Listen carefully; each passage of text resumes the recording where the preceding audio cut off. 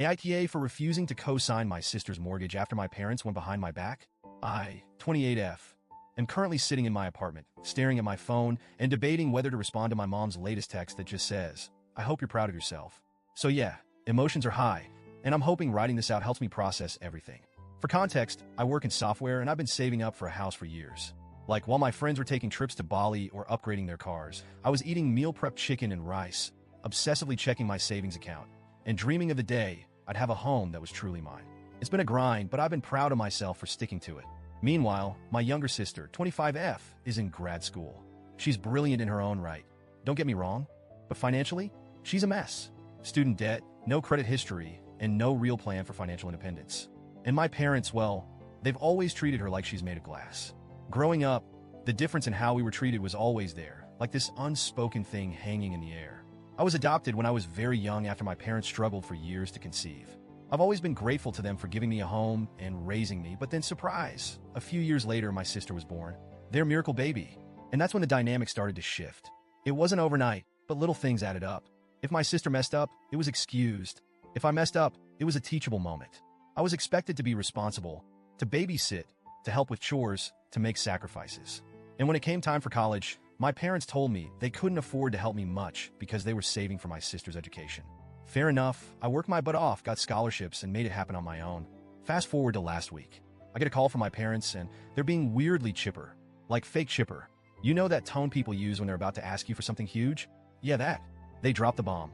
"We found a perfect house near us for your sister. We already made an offer, but the mortgage won't go through unless someone co-signs. And well, you have the best credit score in the family, sweetheart." I genuinely thought I misheard them. Like, excuse me? You made an offer on a house without discussing the financial logistics first? Without even mentioning it to me? And now I'm supposed to fix it? I started asking questions. Who's paying the mortgage? Does my sister have a stable income plan for after grad school?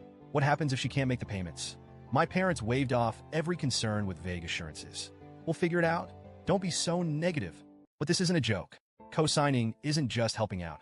It's tying my financial future to their impulsive decision. If my sister can't pay, guess who's on the hook? Me. If I want to buy my own house in the next couple of years, the bank might see this mortgage and say, "Sorry, you're already carrying too much debt." When I pointed this out, my mom went straight for the guilt trip. Family helps family. "You know, we've always been there for you." My dad chimed in with, "You make good money. It's not like this will ruin you." And my sister? She sat there on the phone in silence at first, but later, she started texting me. Paragraphs about how stressed she is with grad school, how she needs this house, how she's always felt like I looked down on her because I was so independent. I want to make one thing clear. I love my sister. I do. But love isn't a blank check. Love doesn't mean sacrificing my financial stability so she can live in a house she can't afford. When I told them I wasn't comfortable co-signing, things escalated fast. My mom started crying, my dad got mad, and my sister sent me the text. "You know the one. I hope you're happy leaving me stranded like this. You always think you're better than me." I didn't respond. I didn't know how to respond. A few days later, my mom called again, calmer this time, but with a new tactic. Threats. "If you don't do this for your sister, don't expect us to help you with your wedding or anything else in the future." Well, remember this. That one stung. Not because I expect financial help from them. I've been financially independent for years, but because it was so transactional. Like my place in the family is contingent on my willingness to sacrifice myself for my sister. Over the next few days, the family group chat turned into a battlefield. Some relatives took my side, saying it was insane for my parents to put me in this position. Others took their side, saying, "It's just a signature. Why are you being so selfish?" But it's not just a signature. It's my credit score, my financial future, my peace of mind. I spent so many nights just lying in bed, staring at the ceiling, wondering if I was being heartless, if I was somehow failing as a daughter, as a sister. But then I realized something. This isn't about love or loyalty. This is about boundaries. I can't keep being the safety net. I can't keep setting myself on fire to keep other people warm. When I was younger, I thought if I worked hard enough, achieved enough, was good enough, my parents would see me the way they see my sister. But they don't, and they won't. And that's something I'm starting to come to terms with. I told them my final answer. No, I will not co-sign this mortgage.